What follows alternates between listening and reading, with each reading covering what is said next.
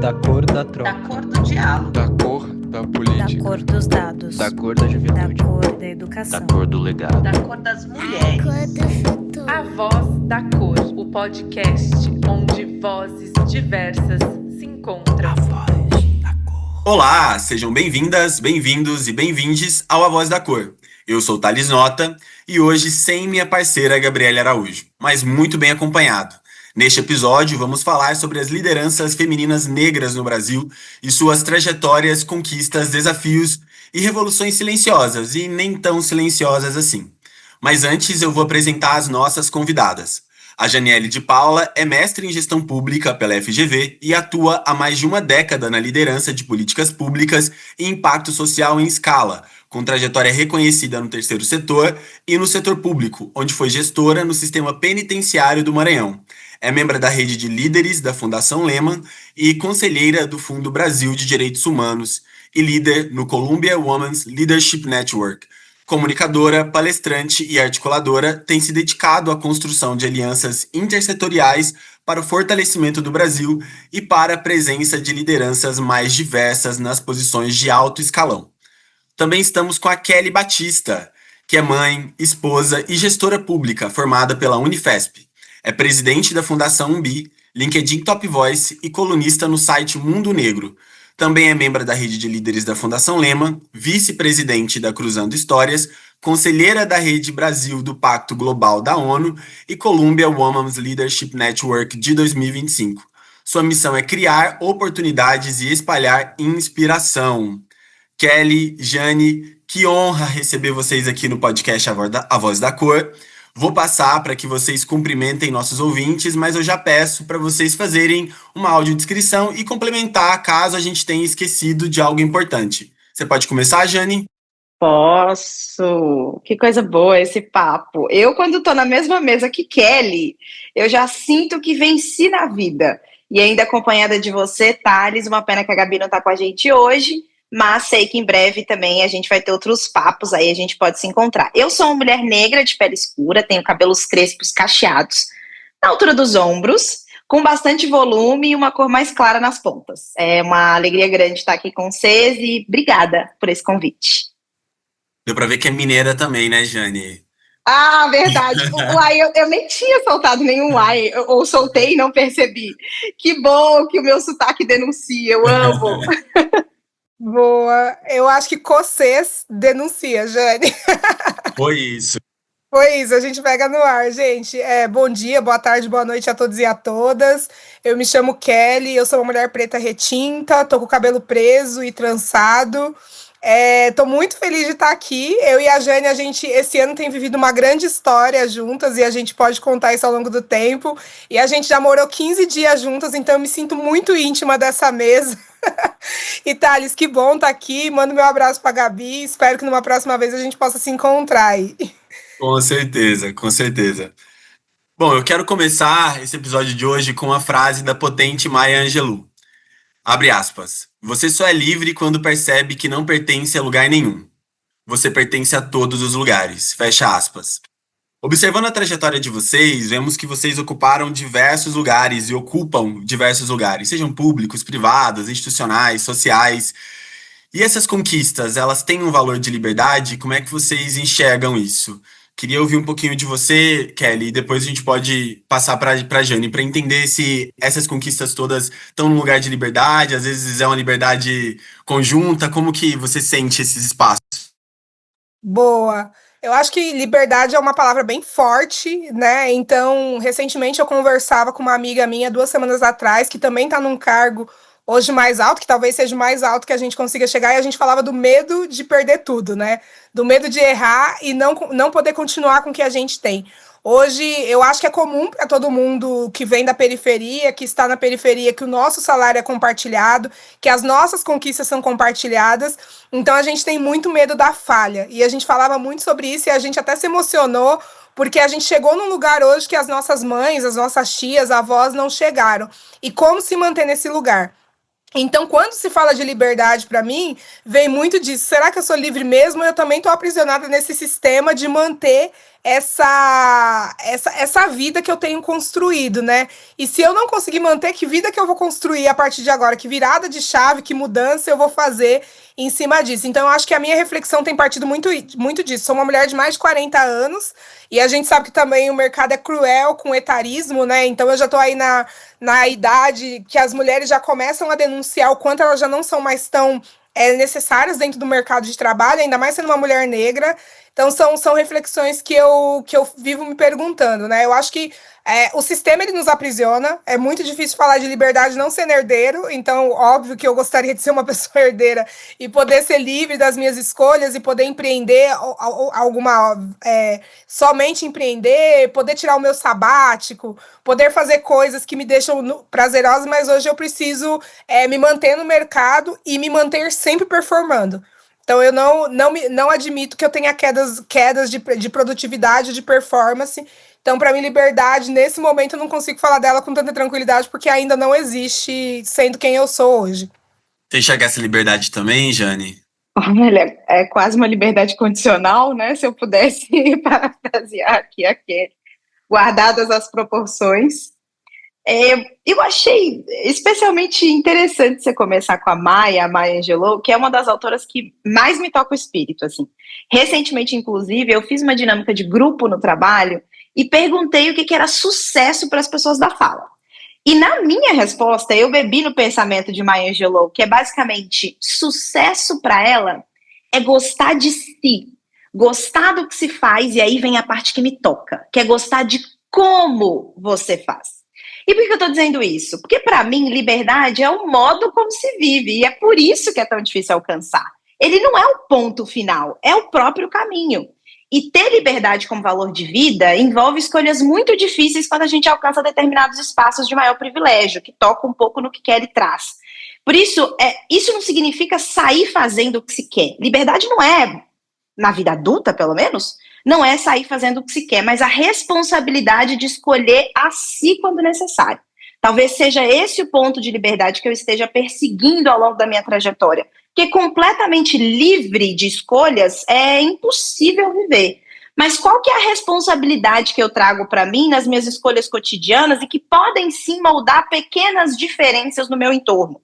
Então, pensar, por exemplo, que não ser uma pessoa herdeira, não poder simplesmente fazer o sabático, como a Kelly disse, e voltar como se nada tivesse acontecido, talvez esse seja o ápice aí da liberdade. Mas tem uma liberdade de pensamento, de provocação, de ser intencional com as próprias escolhas, que eu acho que hoje a gente tem um pouco mais, não digo de controle, mas um pouco mais de agência sobre isso.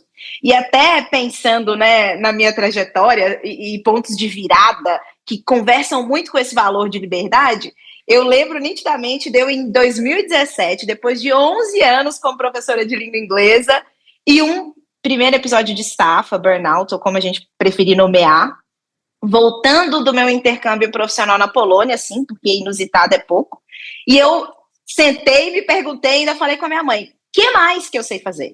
Quais são as outras habilidades que eu tenho? Como é que eu consigo ajudar mais gente nesse Brasil complexo? Porque depois que você encara certas desigualdades, gente, não tem como desver. E aí tem uma coisa que e aí esse papel de liderança, né? Inclusive o título da nossa conversa hoje, Liderança Feminina Negra, é responsabilidade sobre o que você está vendo, sobre a realidade concreta e objetiva. E para mim, eu precisava chegar em respostas que eu só conseguia acessar com reflexão.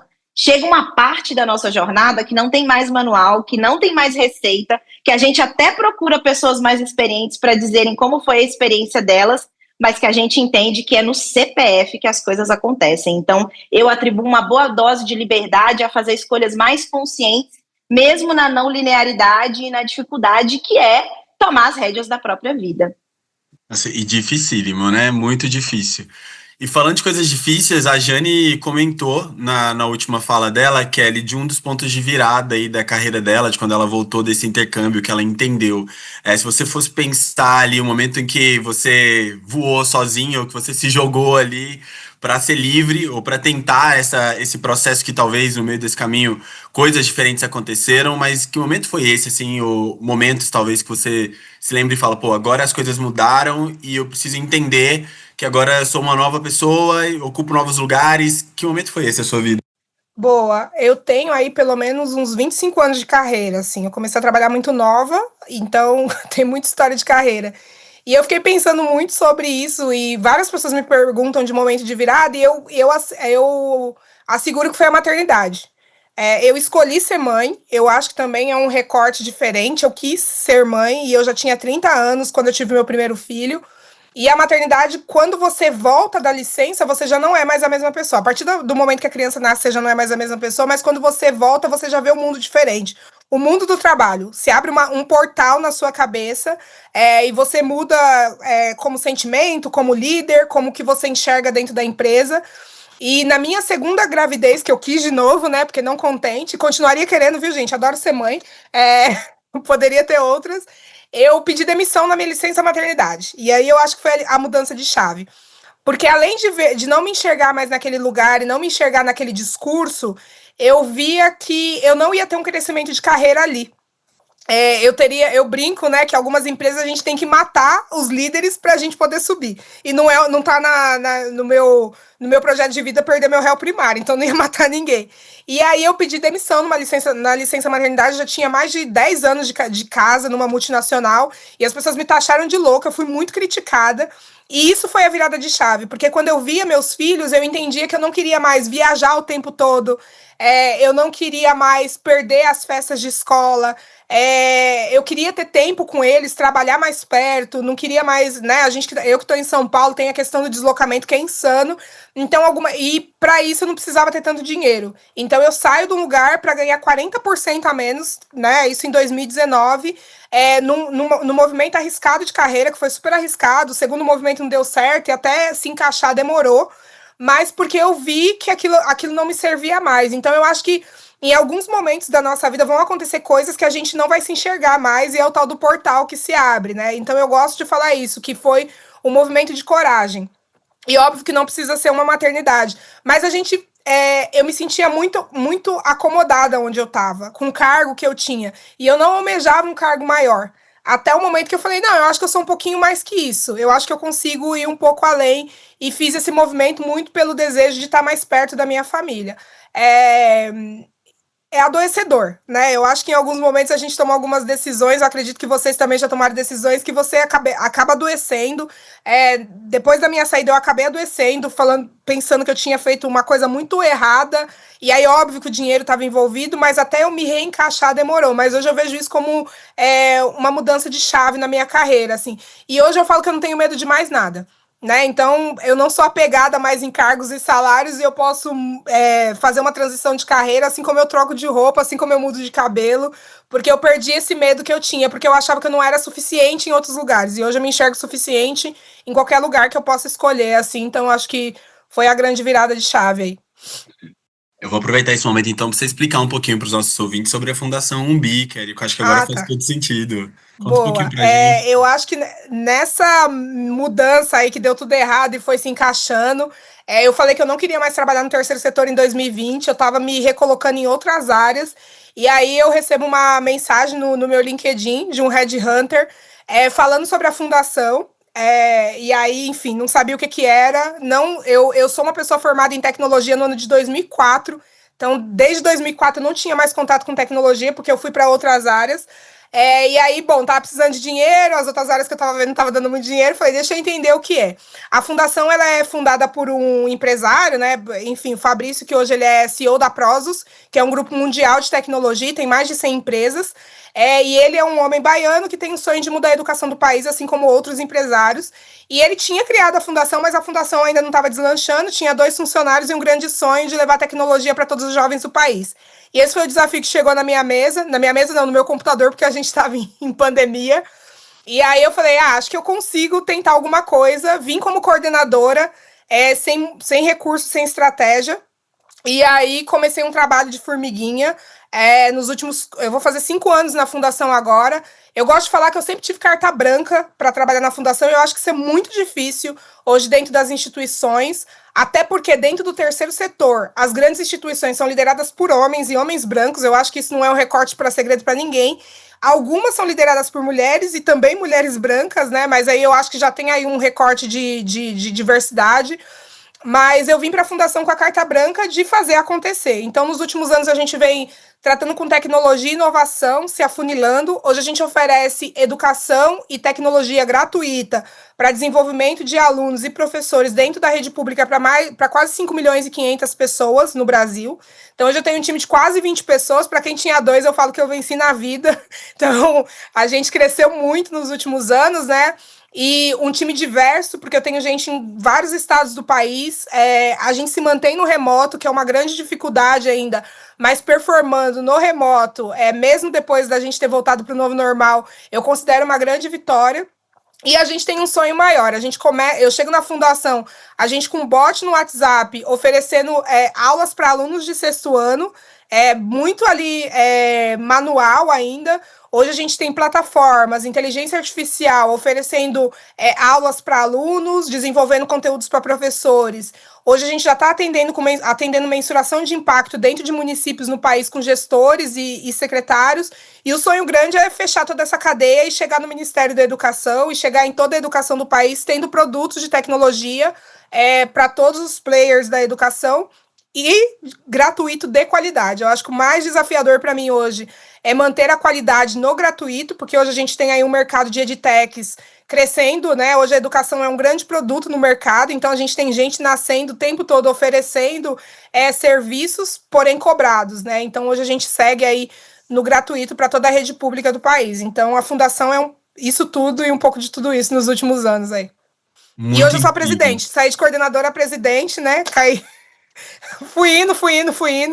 O ano passado, 6 meses atrás, eu assumi a presidência. Tem sido um grande desafio. Acho que a gente, depois falando um pouco de carreira, eu posso contar um pouco, mas também por não me ver nesse lugar, né? Por não ter pessoas, né? Por a gente não ter essa representatividade, como que eu vou lá ser presidente? E tô aqui bem bonita. Continuo dormindo as minhas horas por dia. Com certeza. E assim, acho que conecta super. Você, sem querer, fez um gancho perfeito aqui pra mim, viu, Kelly? Porque, de fato, é sobre imaginário que a gente vai falar agora, né? Porque o que você tá trazendo é a gente imaginar uma presidente de uma instituição sendo uma mulher negra, retinta, como você mesmo pontuou. E aí, do lado de cá, eu ouvindo vocês, eu sempre falo isso pra vocês, sempre que a gente tem a chance de conversar, que vocês me inspiram muito, né? Sempre que eu saio de conversas com vocês, eu me sinto estimulado, me sinto inspirado. E acho que hoje, né, é uma conversa dessas diferentes, e tô feliz que os nossos ouvintes vão poder se inspirar também com a trajetória e com a história de vocês. Mas nem sempre foi fácil assim, ou acessível assim, ter imaginários negros diversos para a gente poder contar em posições de liderança, né? Jane, me lembre aqui a Janiele, que morava lá em Minas. O que ela sonhava? O que tinha na cabeça dela quando ela estava lá em Belo Horizonte? Que emoções, que pessoas ela se inspirava? Que lideranças femininas, que mulheres negras em poder ela podia se espelhar para se desejar ser e criar esse imaginário que a Kelly fala que hoje não tem de si própria? Na verdade, é um passo atrás, né? Porque a Janiele em Belo Horizonte existe depois dos 12 anos. Antes existe a Janiele no interior de Minas, em Rio Piracicaba, no distrito de Padre Pinto, vulgo Caxambu, com 3 a 5 mil pessoas no máximo. Então, a gente tem que ir dando um zoom aqui para chegar, de fato, nessa raiz. Eu sempre tive muita referência dentro de casa. Não do topo, exatamente, porque eu venho de uma família humilde, do interior, mas do tipo de mulher que eu queria ser e como eu queria conduzir minha vida. Eu acho que o nome que a gente dá para isso é agência, é liderança. A minha avó Alaide, a minha mãe Vanilda, minha tia Vânia, meu tio Vaírson, meu avô Gentil, eles eram e seguem sendo incríveis. Sabe aquela pessoa inteligente que dá ponta em gota d'água, que você fica admirado de como que ela consegue manter a estrutura familiar operando fluida, sem a gente conseguir compreender ali quais que são de fato as alavancas. Eu ficava admirada como a minha avó, que eu chamo de mãe, ela fazia as contas e o dinheiro render. E eu tenho certeza que essa história não é só minha. Outras pessoas têm ali uma avó, uma matriarca, uma pessoa que conseguia dar conta das coisas da casa, apesar de ser um desafio, E hoje eu sou uma pessoa equilibrada financeiramente por ter tido esse exemplo e querer seguir isso, querer trazer isso para mim. Em relação à afetividade, Thales e Kelly, ao amor, a minha mãe é mestra nisso. Foi o alicerce que eu precisava para me sentir ancorada no mundo. A nossa relação é completamente transcendental. Eu sei que não são todas as relações de mãe e filha que são assim, mas a gente é super enraizada e eu evoco isso porque é essa base que me deu muita sustentação para enfrentar os desafios que eu enfrentei na saída de casa, né? E aí, como não tem jeito de olhar só para dentro, a gente precisa olhar para fora, eu projetei esses... hoje a gente usa a palavra arquétipo, mas eu literalmente projetei esses exemplos de mulheres que sempre foram chamadas de fortes e guerreiras, e hoje me dá até arrepio na espinha quando alguém vem falar que, porque parabéns pela sua força, pela sua resiliência. Eu acho que a gente devia estar mais preocupada em como outras mulheres não precisam ser tão fortes e tão resilientes o tempo inteiro, mas esse é um outro parênteses que a gente pode fazer mais para frente. Mas dado que fomos forjadas na força e na constituição da nossa base para poder vencer, porque isso é importante, eu não fui criada para perder. E aqui esse perder e esse vencer não é uma competição com as outras pessoas e tudo mais, mas para vencer na minha jornada, nas minhas escolhas. E a abdicação das mulheres da minha família também foi um combustível para poder entender os meus limites. E eu sei que a gente vai falar um pouco mais para frente sobre equilíbrio, sobre como é que a gente vive a nossa vida de uma maneira um pouco mais sustentável, mas para mim era muito importante ter esses exemplos dentro de casa, e hoje você até diz, né, vocês são referência para mulheres mais jovens. Que bom que você usou essa palavra. Eu gosto de ser referência, não gosto de ser exemplo para ninguém. Acho que referência é uma coisa bem construída, em que a gente é quem a gente é, transmite a nossa autenticidade e diz, não precisa seguir a minha jornada. Você precisa saber que na minha jornada eu tomei decisões boas, decisões ruins, conscientes, e aí o que você achar que faz sentido para a sua, você pega também. Mas acho muito importante, numa época de influência, numa época de seguir modelos, a gente reforçar quem a gente é. Ser referência é uma coisa, buscar ser exemplo não é ali o meu patamar de sucesso. Mas quando eu olho para outras mulheres que ascenderam nas suas diferentes áreas, e aí eu estou dizendo de Mafone Odara como executiva, de Chimamanda Adichie como autora referência no mundo, Carla Cotirene, que é uma intelectual assim incrível, que traz um didatismo, mas ao mesmo tempo uma profundidade, de Jamila Ribeiro, enfim, uma série de mulheres que nas suas áreas estão sendo referência. Isso é super fundamental, mas tem um fio condutor em todas essas jornadas, que é o da superação. Parece que a gente tem sempre que superar algum outro desafio. E óbvio que a vida é movimento, a gente sempre vai estar sendo colocada em situações adversas. Mas eu acho que a gente precisa começar a extrair os aspectos também de leveza das nossas referências. Quando eu digo que a minha avó, mãe, filhinha, ela precisava dar conta ali da casa com meu pai, que é meu avô, e que fazia essas costuras, era tudo muito pesado. Mas eu consegui extrair algo muito positivo, que é controle financeiro é importante. Segurança financeira é importante. Então, hoje eu consigo ter um olhar muito mais refinado para olhar também para as coisas que deram certo, sabe? Porque a gente se espelha muito nas dores, nas lutas, mas também precisa olhar para o que deu certo. Ter uma mãe como a minha, uma mulher negra que foi criada ali nas dificuldades e que é puro amor, gente, isso não é trivial.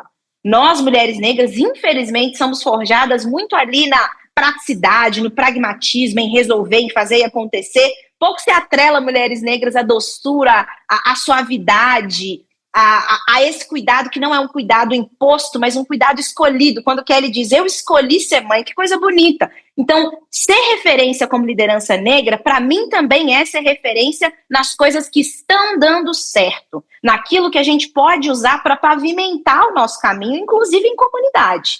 Eu acho que é por aí. Que lindo, que bonito. E para você, Kelly, quem te inspira, te inspirou e conexões também que você pode ter sentido aí com a fala da Jane? Boa, uma aula, né? A Jane falando, e eu presenciei o amor dela com a mãe dela nas horas infinitas de ligação e fui seguir a mãe da Jane, porque eu também quero ter um pouquinho da sabedoria da mãe dela, sigo ela, acompanho tudo, e ela é a melhor influencer e divulgadora do trabalho da filha. Eu fico encantada Tudo que você quer saber sobre a Janiele que ela não posta, a mãe dela vai postar, então é uma pessoa muito Provavelmente querida. antes de mim, né, Kelly? E aí, postagem, minha mãe já postou. Quer esconder A alguma mãe da- coisa, né? Não vai adiantar, não. Ela vai Imagina, ela a vai mãe te da Jane é a denunciar. melhor influencer que tem nas redes sociais e muito querida, assim, a gente aprendeu a gostar da mãe da Jane e da Jane falar, assim, mesmo sem conhecer, eu acho isso muito bonito. E aí a Jane falou uma coisa, eu tava tentando lembrar a frase, eu acho que é mais ou menos assim que a Monique Evelyn fala, nunca compare seu início com o meio de ninguém, né, uma frase que ela traz há muito tempo nas palestras, nas colocações que ela fala, e é muito sobre isso. E aí, só fazendo um recorte, um ano e pouco atrás, uma pessoa chegou em mim e falou: por que você não é igual fulana?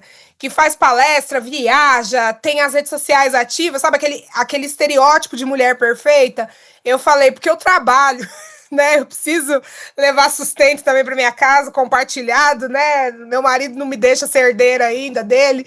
Então, assim, as pessoas têm essa necessidade de nos comparar com outras pessoas, né? Que a gente tem que ser igual, fulana que é executiva top, ciclana. Então, eu acho que a gente precisa tomar bastante cuidado com isso.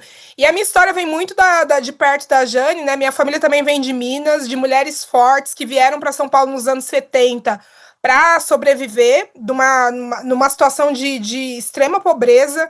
Então, a minha geração, né, a geração que a gente está agora, é a geração que está proporcionando para os nossos pais uma vida melhor, né, para os meus pais, os meus tios, enfim. Então, a geração que conseguiu ascender em São Paulo, muito naquele êxodo que as pessoas vieram para cá. Então, eu sempre falo que referência para mim é as mulheres que estão do lado da minha casa. É as mulheres que me criaram, é as minhas vizinhas, né? A gente que vem da periferia, a gente vê muito esse matriarcado exposto, né? As mulheres tomando a frente do cuidado com os filhos, fazendo faxina, criando pequenos negócios, cuidando de tudo. Então, a gente que é da periferia e é mulher negra, a gente tem essas mulheres muito como referência. Eu tenho dificuldade. E aí, esses dias eu tava vendo, sei lá, turnê da Beyoncé, a Chimamanda que tá no Brasil, o rolê que as pessoas estão fazendo. Ontem encontrei pessoas de manhã no transporte público vindo de Londres porque foram ver Beyoncé. Eu falei, gente, mas eu não faria isso por ninguém nessa terra. Eu acho que eu não tenho um ídolo, uma ídola, ou um ídolo assim. Eu fiquei pensando muito sobre isso, né? Que eu me conecto muito com as pessoas que estão no dia a dia. Eu trabalhei durante 11 anos com educação de gênero, com educação financeira, viajei o Brasil inteiro quase, desde aldeias indígenas a territórios quilombolas, enfim, norte a sul, e eu me conectei muito com essas mulheres. E eu falo que essas mulheres me fizeram ser a mulher que eu sou. Porque são mulheres que são mulheres do dia a dia, mulheres comuns, que muitas vezes não sentaram num banco de educação formal e conseguem fazer o dinheiro render e conseguem colocar. Eu peguei esse Brasil das pessoas irem para a universidade, serem pessoas filhas de analfabetas, né, de pessoas analfabetas. Então, para mim, essas mulheres são histórias de vidas assim emocionantes. Então, eu acho que todas essas, né, eu poderia citar muitas, são meus exemplos. Mas eu sempre deixo um exemplo que me marcou profundamente como mulher. Eu trabalhava com catadores aqui em São Paulo, numa comunidade que se chama Jardim Pantanal. Todo mês de janeiro a gente ouve falar sobre Jardim Pantanal em São Paulo. E eu conheci a dona Selma, que era uma mulher solteira, que optou por não casar, religiosa, e ela cuidava da comunidade inteira, era uma mulher catadora, tinha cerca de 50, 55 anos, e um dia eu recebo uma ligação que a dona Selma estava internada em estado terminal. E isso daí, 2010, 2012, e eu entrei em choque, meu Deus, o que aconteceu? E quando a gente fez um mutirão para ajudar, para cuidar, porque ela não tinha família, ela tinha sido acometida por um câncer terminal de útero. E eu várias vezes participei de mutirões com ela, levando mulheres para fazer exame preventivo nas UBSs, e ela nunca tinha feito um exame preventivo. E quando descobriram o câncer dela, já estava terminal. E foi assim que ela morreu. Esse ano completou 13 anos que ela morreu, eu tive essa lembrança. E para mim foi a mulher que mais me marcou, assim, porque a gente vem desse lugar de cuidar das pessoas. A gente o tempo todo tá se preocupando em cuidar, e isso é muito, muito, infelizmente, é uma cultura que foi imposta para as mulheres. E pra mim ela foi a mulher que mais me marcou. E a partir daí eu me cuido muito, né? Eu sempre tô nessa preocupação, porque eu vi uma pessoa líder comunitária, super respeitada no território, morrer dessa forma porque não se cuidou. Então, pra mim, ela se tornou uma grande referência, assim, né? De como a gente precisa também não só olhar o próximo, mas a gente se olhar primeiro, porque a gente não vai salvar o mundo se a gente não tiver salvo. Então, acho que é uma das histórias, assim, que eu queria deixar. Nossa, acho que você tocou num ponto super importante aí, Kelly, de quando a gente fala dessa inspiração, né, de uma liderança, a gente costuma sempre falar de alguém que tem uma trajetória absurda e tal, e eu acho que ser inspirado também por como eu posso ter a minha trajetória mais prolongada, né? A partir de outros exemplos, marca muita gente. Acho que eu, pelo menos, vou levar isso aqui e tentar reproduzir na minha própria vida também, né? Porque acho que é necessário demais.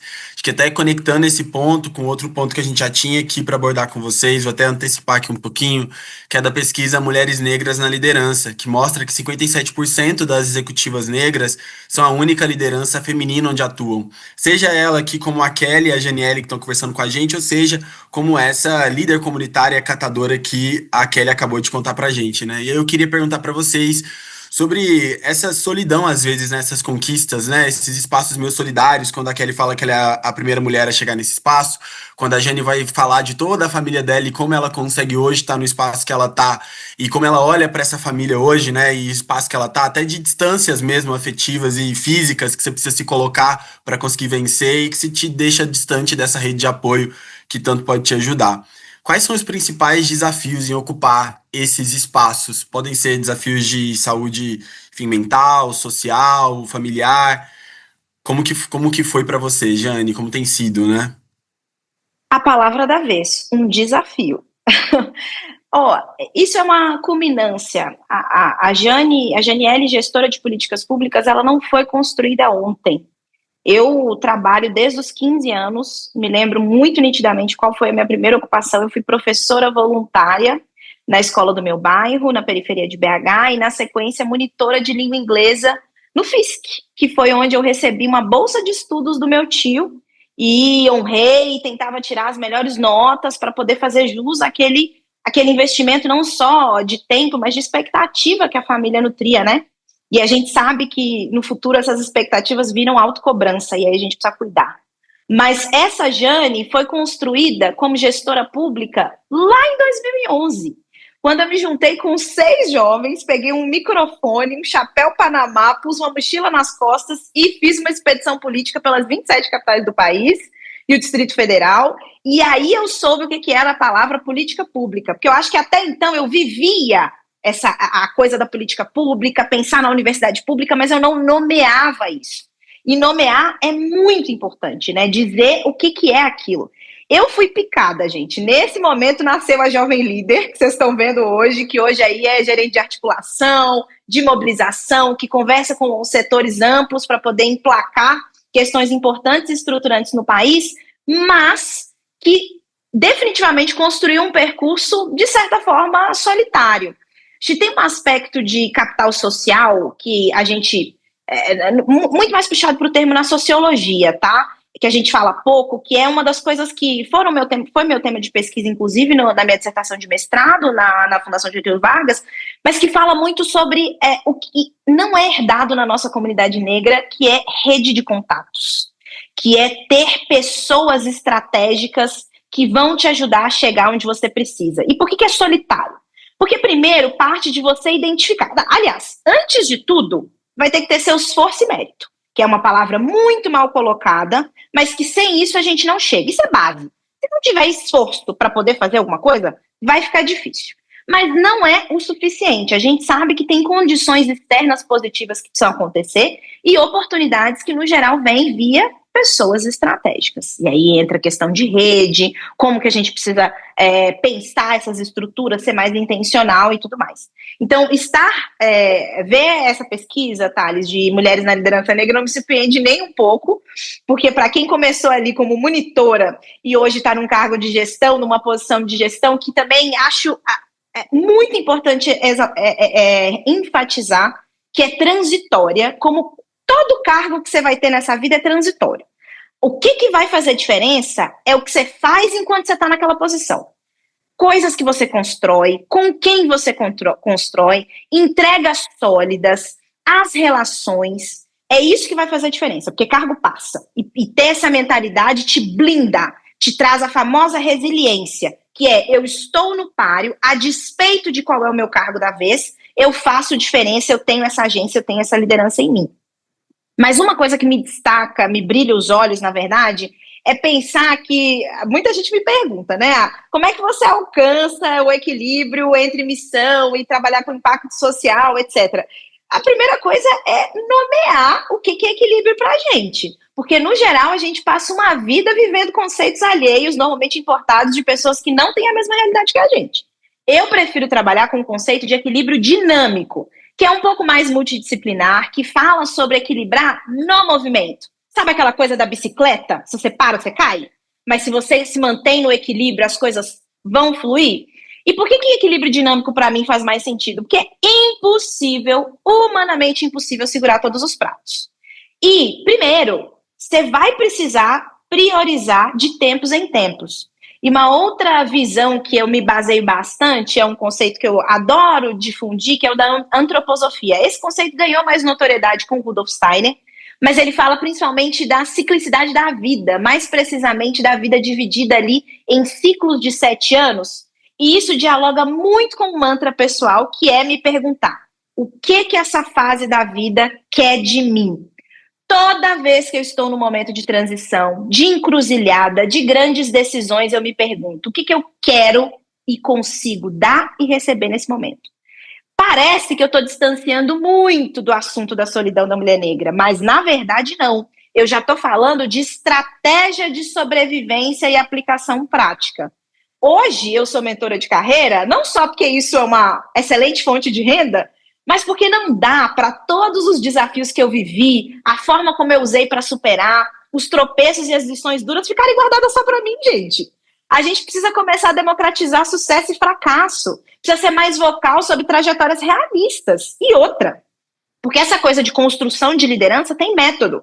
Não é freestyle. Pergunta para a Kelly se ela pode simplesmente chegar na Fundação Umbi e decidir que hoje ela vai atuar desse jeito, nesse dia ela vai dar o feedback dessa forma, para aquele grupo ela vai falar assim. Não, tem método.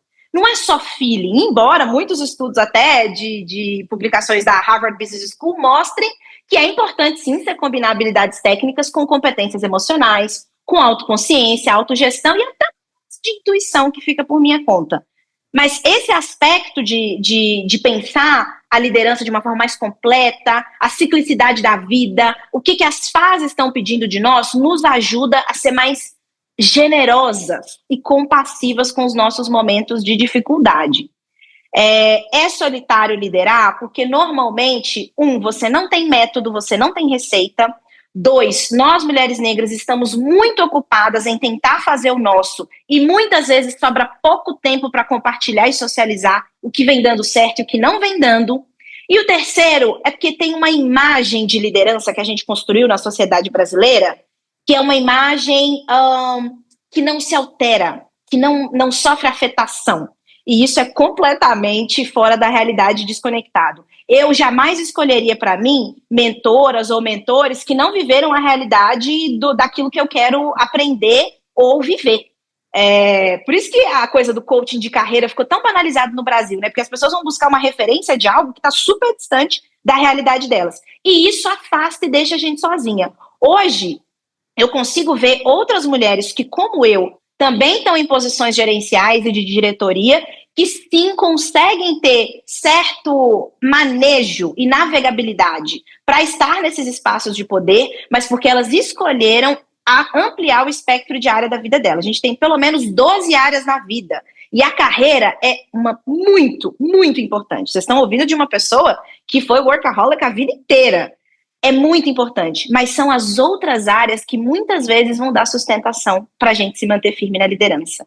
É a nossa família, é o nosso espaço de desabafo, são as pessoas que estão com a gente no churrasco de domingo, é um passeio que você faz despretensiosamente no parque porque você precisa desopilar, é visitar seu parente distante que tem muito tempo que você não fala e que você precisa ter contato de novo, é ter um momento para si, é fazer sua terapia para quem tem condições. Então, existem formas que hoje a gente pode lançar a mão para não se manter tão sozinha nesse reduto que é o topo da liderança. Obrigado, Jane. E você, Kelly, você já sentiu não sei se um medo, essa solidão ali nesse topo da liderança, de olhar para o lado, ver outras pessoas parecidas?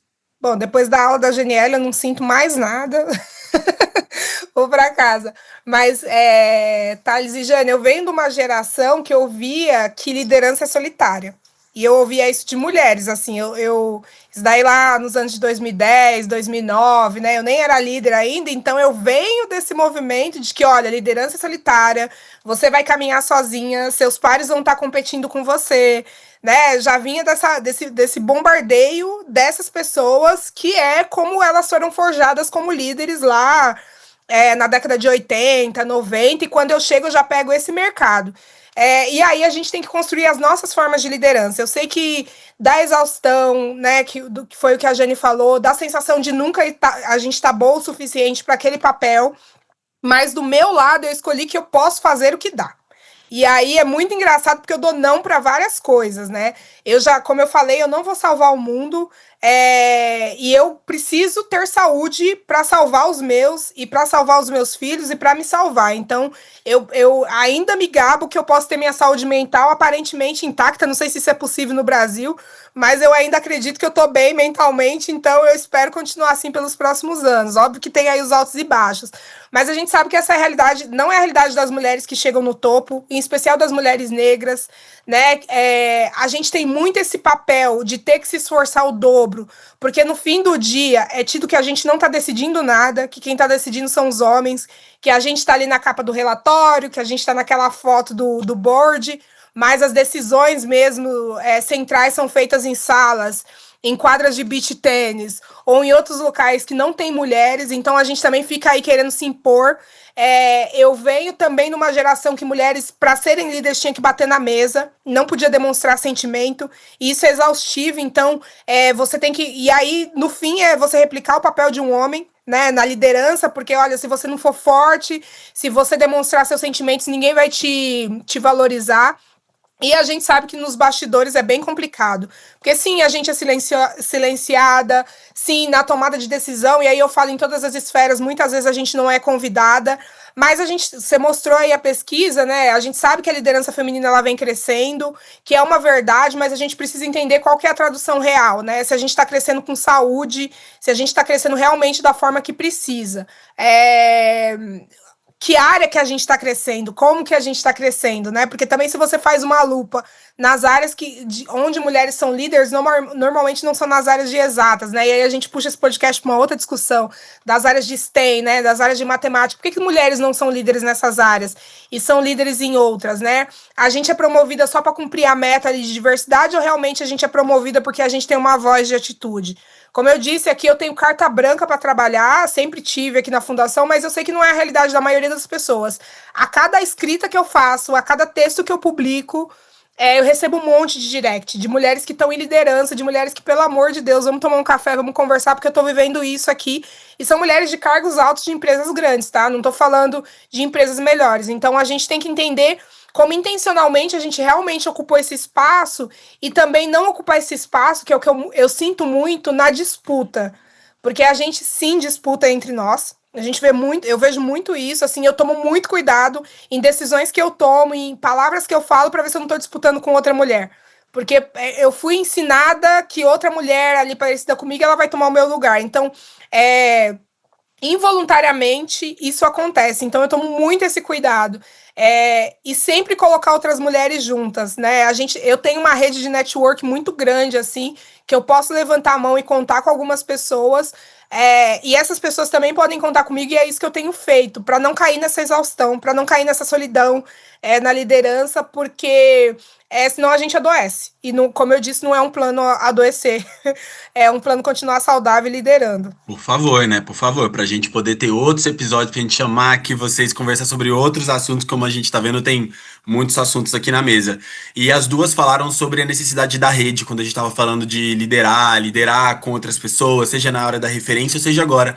A Jane falou que quando uma pessoa negra nasce, muitas vezes, né, na sua maioria das vezes, pensando nos dados do Brasil aí, ela não vai nascer herdando os contatos do pai, sendo esses contatos de decisão e de poder muito grandes. Me sinto muito conectado com isso. Eu senti que que eu fui aprender que existia outra forma de se falar, né? De falar no corporativo mesmo, o jeito de se falar, nuances de se falar, muito tarde, né? Ou seja, eu perdi muito tempo de prática, né? Aqui, Jane, que conhece melhor que todos nós aqui sobre isso, né? Eu perdi muito tempo de prática dessa linguagem mesmo, né?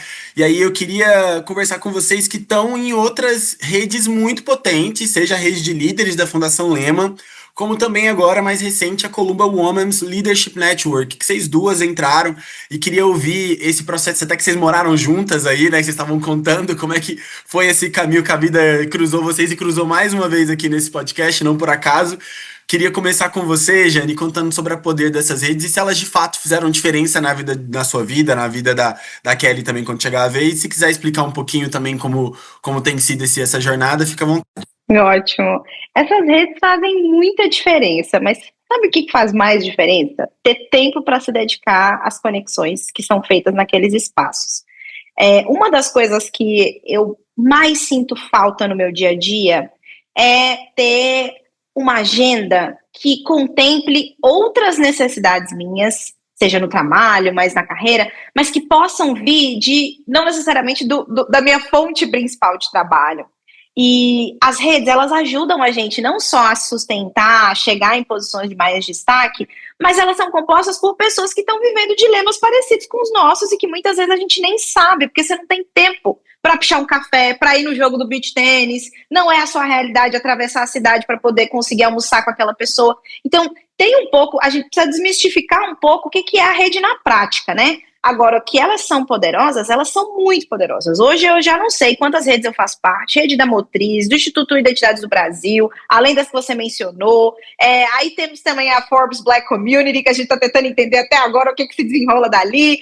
Então, assim, tem uma série de redes, certamente essas duas que você mencionou, tanto a da Fundação Lehman quanto a do Columbia, são as mais potentes no momento, inclusive pela senioridade, né, que ele pode corroborar comigo, de pessoas que estão lá, e acho que tem um diferencial grande de quando a gente consegue chegar nessas redes, que, enfim, passam por processos seletivos, gente, não são redes que oi, tô aqui, sou muito competente, me deixa entrar, não funciona assim, você precisa sim dar visibilidade ao seu trabalho, a tudo que você entrega, para que as pessoas conheçam e achem, poxa, a Jane, a Kelly, o Thales, fazem sentido estar nessa rede, como é que a gente traz eles para dentro?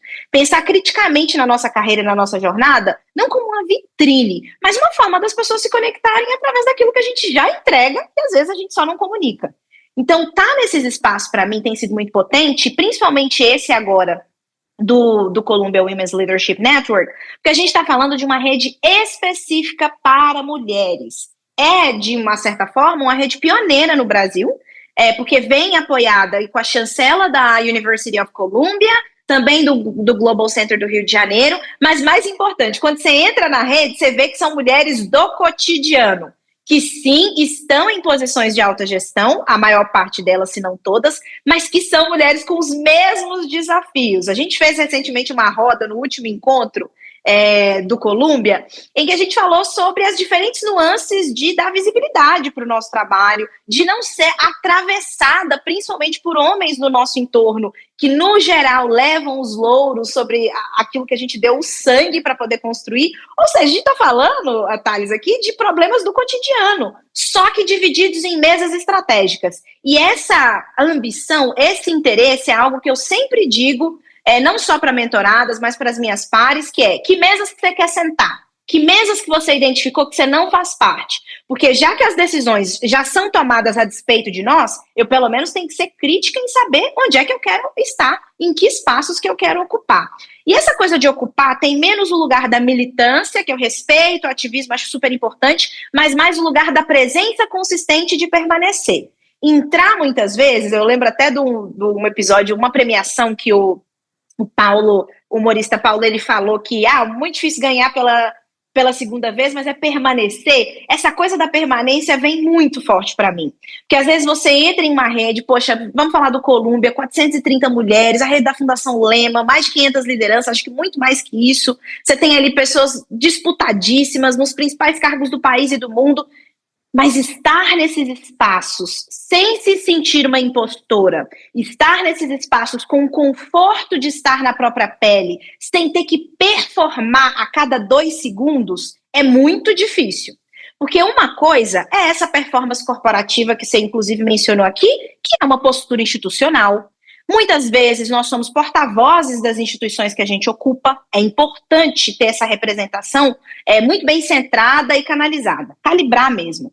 Mas tem uma outra coisa que é não ter conforto na própria pele. Se a gente está em redes em que isso acontece, é hora de oxigenar. Eu acho que eu estou nas redes certas, que tem um pool de pessoas bastante diversas, que estão fazendo coisas que eu não estou fazendo. Olha a Kelly é da tecnologia, eu sou da gestão e política pública.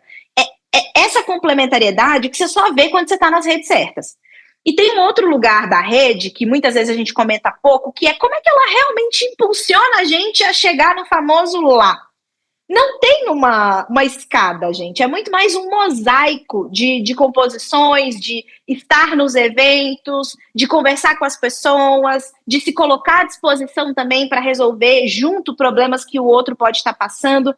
E, de novo, volta no tempo. Por isso que essa coisa do equilíbrio dinâmico é muito importante. Você está em 50 grupos de WhatsApp estratégicos, mas você não conseguir ter tempo para responder uma mensagem, às vezes isso acontece comigo com maior frequência, é muito ruim. Você não usa bem esse espaço tão estratégico que é estar nesse tipo de rede, nesse tipo de comunidade. E aí, só um último destaque, porque na minha dissertação, de novo falando dela, né, eu elaborei 22 estratégias para permanência e ascensão de mulheres negras nos espaços de liderança, principalmente pensando no alto escalão do setor público, e uma delas é a diferença que eu faço de rede e de comunidade. Às vezes, a rede profissional, ela vai ser interessantíssima para a sua ascensão, mas não é o mesmo espaço em que você vai dividir as maiores angústias da sua carreira, da sua trajetória.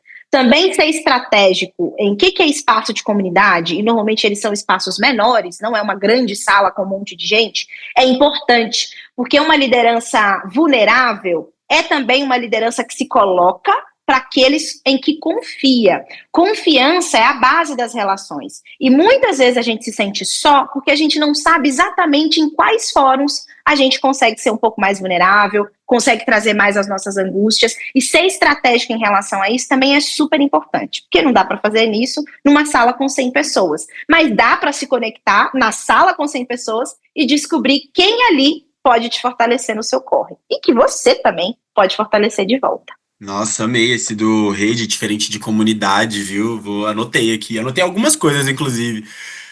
Kelly, quer trazer um pouquinho o seu olhar sobre essas redes? Boa.